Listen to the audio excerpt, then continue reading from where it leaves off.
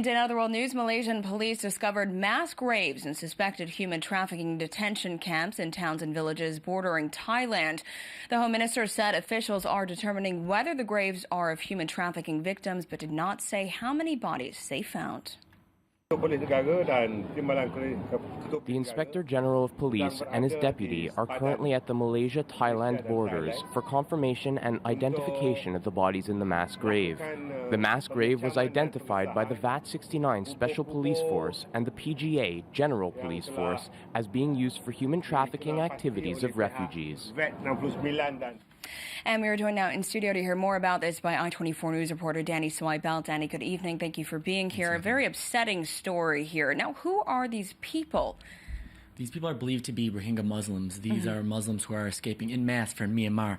Actually, about 120,000 over 3 years have escaped persecution from their Buddhist counterparts, as well as believed to be some Bangladesh migrants who are actually leaving Bangladesh for economic reasons. So what's usually happening is they're boarding these boats and they're at sea for months at a time in under terrible conditions. Some are starving to death. Some are getting diseases from their own feces on the boats. If they make it to land, because most of the governments, like the Thai, Malaysian, and Indonesian government, are pushing the boats back to sea. The ones who are actually finally making it to land are sometimes sold pretty much into slavery, or they're smuggled. They're demanding ransoms from the people, and if they can't pay them, they're killing them. I mean, it's as simple as that, and it's continuing to happen more and more en masse. So how do these migrants end up in this situation, and what in their home countries is causing them to want to flee?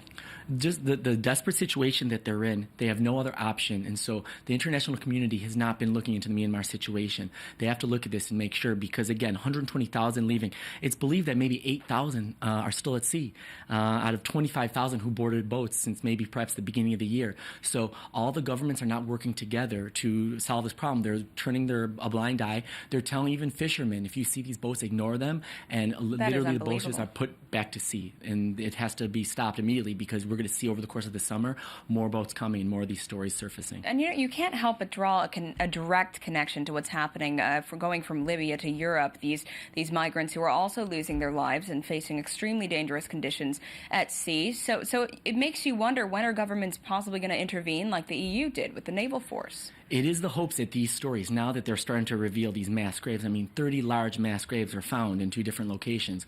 Over the course of the summer, for sure, it seems we're going to hear more stories of these mass graves.